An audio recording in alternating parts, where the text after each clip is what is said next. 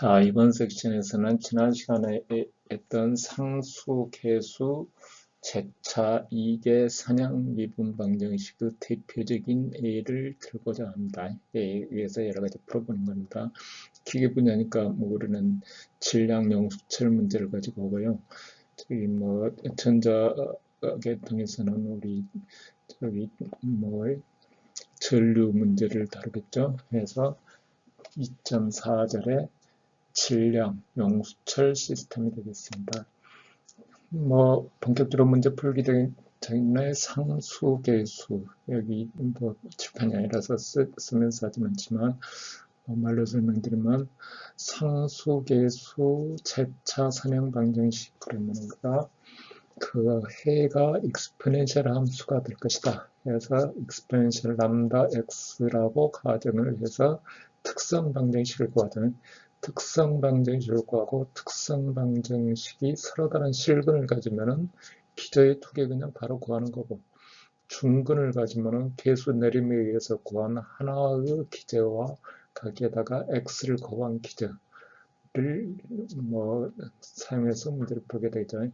그 다음에 공역 복소해를 갖게 되면 공역 복소해이기 때문에 사실은 서로 다른 근입니다. 서로 다른 근이고 그를 익스포넨셜 함수로 표현을 해서 그 허수 부분을 오일러 공식에 의해서 코사인항, 사인항에서 일종의 추기 함수를 만들어냅니다.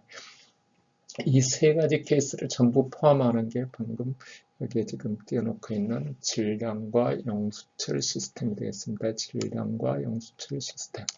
자, 제일 먼저 스프링을 천장에 매달아 놨습니다. 스트림이 우변에도 여기 이렇게 있는데 늘어나지 않은 상태에서 늘어내놓고 그 다음에 y는 자로가 설정이 됩니다. 이 상태에서 문제가 시작되는 게 되겠죠. 타임이 아니고 공간 y에 대해서 타임에 대해서 쭉 당겼을 때 그 다음에 어떻게 되는 거죠. 자, 제일 먼저 문제를 풀 때는 좌표축의 방향을 잡아야죠. 그래서 플러스 y 방향. 항상 어떤 문제를 할 때는 플러스 방향을 잡고 변이를 주려면 플러스 쪽에 줘야죠. 플러스 쪽에. 그러면 마이너스 쪽에 두면은 반대보가 되니까 헷갈리니까 그러면은 이쪽으로 쭉 마이너스 쪽으로 플러스 쪽으로 당겼다. 그러면 관성력은 어디로 적용하죠? 반대쪽으로 mxy의 투도트가 되겠죠. 투도트. 자, 스프링에 의한 탄성력은 어떻게 되죠? 반대쪽으로 저쪽에서 당기니까 ky가 되겠죠. ky가 되고 그 다음에 감쇄력은 어떻게 되죠? 감쇄력은 여기도 마찬가지로 c라는 계수에서 y 다시 감쇄 여기 좀 틀렸어요.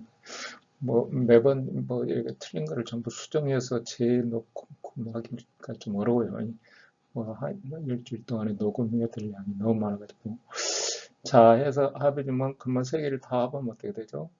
마이너스 my 토다시 마이너스 cy 다시 마이너스 ky는 니꼬로 채로다. 그러면 마이너스 없어서 my 토다시 플러스 cy 다시 니꼬로 ky는 니꼬로 채로다 하는 지배식을 만들게 됩니다. 자, 지배식에서 우리가 물리 역학을 나타내는 식이니까 각 항들은 어떻게 돼야 되죠? 각 항들의 단위는 전부 같아야 되는 거예요. 다 합이 성립하려면 여기는 매수고 여기는 가속도. 그럼 이게 뭐죠? 힘이죠. 힘이. 가속도니까 가속도는 길이 y고 두 번 미분했으니까 메타 퍼 세크 작업이 되죠. 여기는 속도니까 어떻게 돼요? 메타 퍼 세크고 여기 그러면 상수 c가 거기에 맞도록 힘이 되도록 단위를 만들어야 되죠. 여기 길이니까 어떻게 돼요? 길이니까 여기 K 단위를 맞춰줘야 되는 거죠. K 단위를 맞춰줘야 된다. 여기 별도로 한 장을 나중에 넣어서 설명을 한번 하겠습니다. 우리는 약학에서 무슨 항을 더하고 빼고 곱할 때는 상관이 없어요. 근데 더하고 뺄 때는 항상 단위가 맞아야 된다 하는 거죠. 자, 제일 먼저 어쨌거나 지배식은 상수, 계수, 재차, 선형 방정식이다. 물론 앞에 m이 붙어 있으니까 표준형은 아니니까 m으로 쭈르륵 나눠주면 우리가 미분 방정식에서 하던 표준형이 되는 거죠. 제일 먼저 감소가 없는 경우 비감소합니다라는 얘기는 C는 니꼬리양이라는 얘기죠.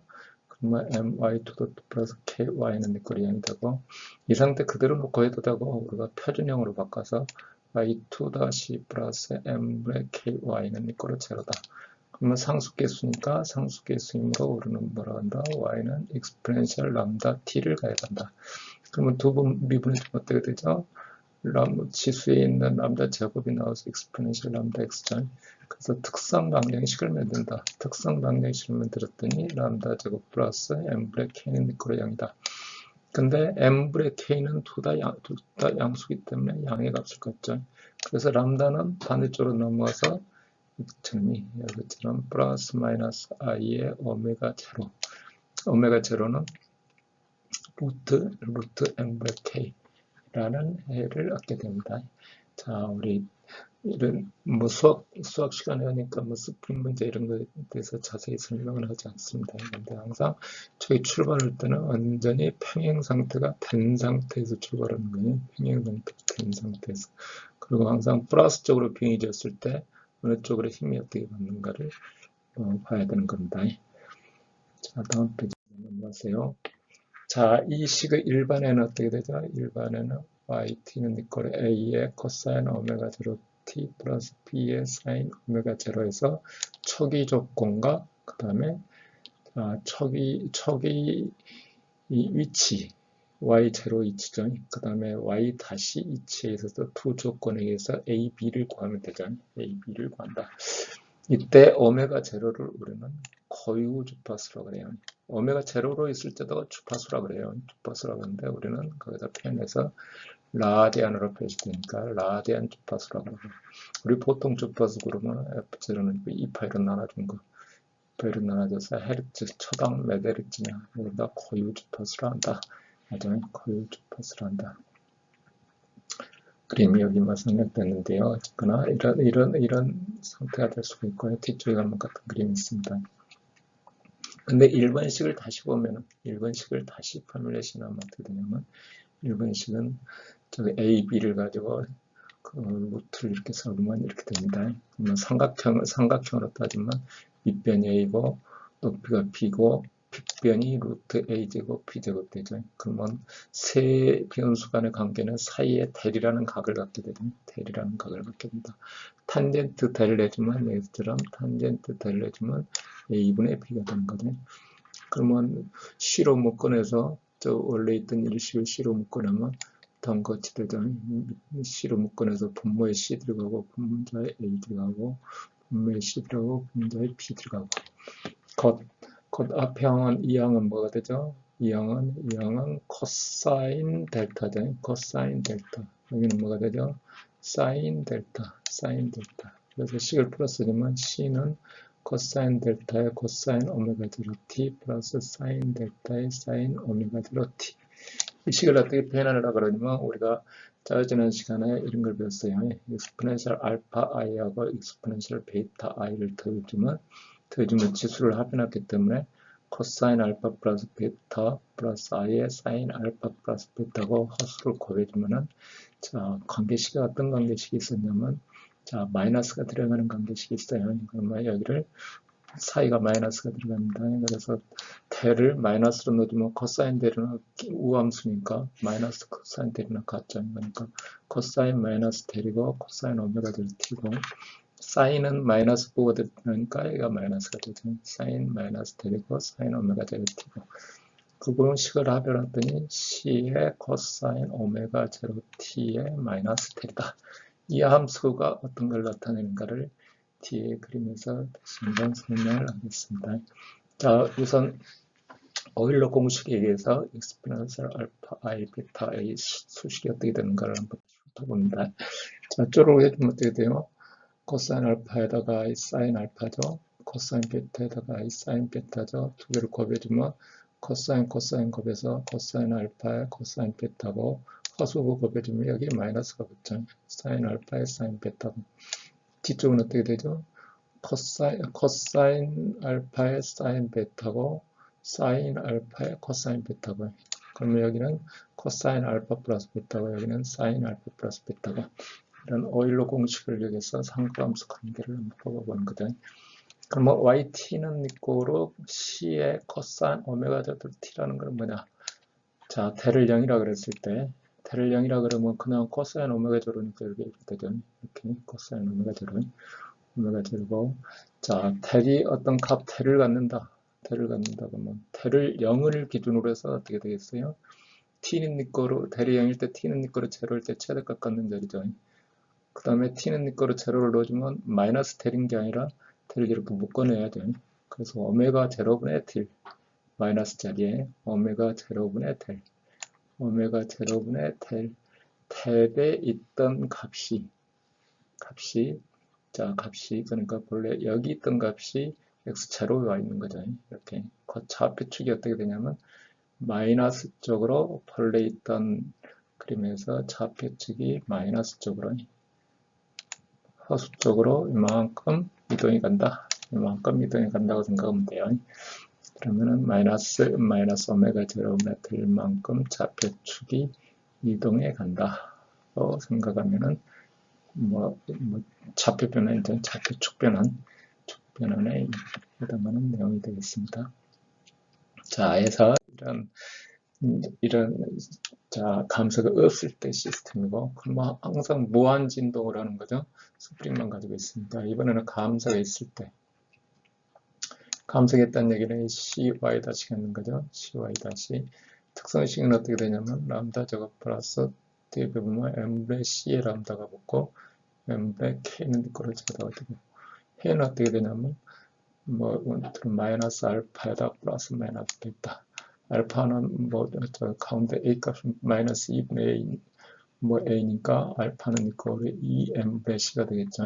2m분의 c 2분의 a니까 2분의 마이너스 a인데 여기에 마이너스가 앞에 마이너스가 붙어 있으니까 알파가 2m분의 c다 이거죠. 베타는 여기 뭐 해서 루트 c제곱 마이너스 4mk c제곱 마이너스 4mk 자 그러면 여기도 판별식에 따라서 세 종류의 해를 갖게 되겠죠. 만약에 베타가 실수로 갖게 되면 c제곱이 4mk보다 크다. 판별식이 양수다 그러면 서로 실근이죠. 서로 실근이고 서로 다른 실근이에요. 서로 다른 실근. 따라서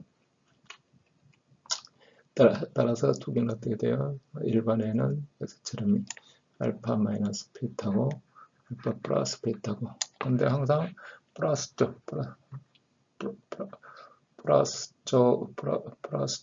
쪽 알파 베타 자뭐 여기 좀 헷갈리게 돼 있네요. 베타가 항상 C제곱에서 마이너스를 빼주니까 알파가 항상 커요. 알파가 항상 크니까 알파 뭐 여기 C 뭐 K가 없다면은 C 그대로 주면은 C제곱에서 알파하고 같은 값인데 여기서 빼주니까 항상 알파 크도록 돼 있으니 항상 알파 크다. 그러니까 자 여기도 양수에서 앞에 마이너스 붙어 있고 여기는 두 개 합해서 양수니까 여기 마이너스 붙어 있고 그래서 모두 치수가 음으로 항상 감쇄를 한다. 감쇄를 한다. 그러니까 C가 상당히 클 때죠. C가 상당히 클 때 C제곱이 4mk보다 크니까 자 C제곱은 내 거로 4mk다. 중근을 가졌다. 중근을 가지면 우리는 바로 그냥 C1 플러스 C2의 스프렌셜 마이너스 알파 t죠. 여기 C2를 구해줘야 되는데 C2를 구해줍니다. 이렇게 이걸 사실은 전부 뭐 차를 다 수정해서 다시 설명해야 되는데 아까도 설명했듯이 뭐 해야 될 내용이 너무 많아가지고 그림 모드에서 좀 미안하긴 한데요. 저건 어쨌거나 C2의 T 그러면 이거를 T를 인피니트로 보냈을 때 어떻게 되는가를 한번 봐야 되겠다. 첫 번째는 당연히 마이너스 알파 T니까 알파는 플러스예요. 알파는 플러스니까 여기 2m분의 C라고 되어 있잖아요. 그러니까 여기는 0으로 설명하는데 D쪽 항은 T 곱하기 알파의 마이너스 알파 T 여기 T는 인피니트로 증가하고 여긴 0으로 가고 그래서 어떻게 되는지 모르니까 다시 분모로 넣어서 exponential 알파 t분의 t 자, 둘 다 인피니트로 발산하니까 미분해져야죠. 1이고 분모하고 분모는 인피니트니까 당연히 0으로 가고. 그래서 감쇄한다. 감쇄. 쪼르륵 그냥 감쇄 진동이 아니고 그냥 감쇄하는 거예요. 감쇄. 여기에 뭐 진동이라 뭐 코사인 사인이 있어야 되는데 없잖아요. 없으니까 그냥 바로 감쇄한다. 감쇄한다. 이번에는 이제 그 감쇄가 바로 되는 게 아니고 저감쇄라 그래요. 저감쇄. 이번에는 이제 허수부가 있는 거죠. 허수부가 베타는 I 오메가 스타다. 그럼 오메가는 따져봤더니 어떻게 되냐면 오케이. I 값으로 뽑아냈으니까 4n k-c가 되겠죠. 이걸 넣어주면 n분의 k의 마이너스 4n 제곱의 c제곱. 해서 두 개는 람다1은 마이너스 알파 플러스 I 오메가고 그 다음에 람다2는 마이너스 알파 마이너스 I 오메가고 그럼 일반에는 어떻게 돼요? 이렇게 코사인 오메가 t 있고 비사인 오메가 t 있고 이걸 다시 또 코사인 항으로 묶어주면 축변을 해주면 코사인 오메가 t 마이너스 탭이고 앞에 계수는 익스포넨셜 마이너스 알파고 근데 익스포넨셜 마이너스 알파가 항상 탭핑이라는 게 있으면 c는 항상 0이기 때문에 항상 여기가 마이너스 음수죠. 음수의 t니까 탭핑 줄어들도록 돼 있죠. 그래서 세 번째 감쇄 진동을 하게 되면 이렇게 감쇄 진동을 하면 진동하면서 리미트 값은 여기 1씩 줄어드는 거죠. 이런 식으로 줄어들고 그 다음에 두 번째 경우 같은 경우는 두 번째 경우는 진동 없이 저건 0으로 수렴해 가는데 각각 척의 조건에 따라서 뭐 음일 때, 양일 때 척의 조건에 따라서 이런 형태의 변이를 이루게 되는 겁니다. 자, 저건 우리가 이 진동 문제는 그 상수계수에 대해서 할 때, 상수계수 재차 방정식일 때 가장 대표적인 예가 되고 있고 여러 가지 또 거기에 전부 각종 요해를 다 포함하고 있어요. 구체적으로 예제는 다음에 또 시간이 나오면은 한번 풀어보기로 하고요. 직접 예제라는 건 뭐 M하고 K하고 C하고 값 대입해서 이게 그 서로 다른 실근이냐 뭐 중근이냐 흑인이냐 판별해서 방금 했던 일반 회에다가 대입하면 되겠죠. 그게 우리가 뭐 예제들에 해당하고 일단은 이번에는 예제는 풀지 않고 바로 각 케이스에 대한 스터디를 했습니다. 이상으로 스프링 진동의 재차 진동, 재차 진동이라는 얘기는 한번 당겨놓고 그대로 그냥 가만히 놓는 거예요. 그대로 당겼다가 가만히 놓는 거예요.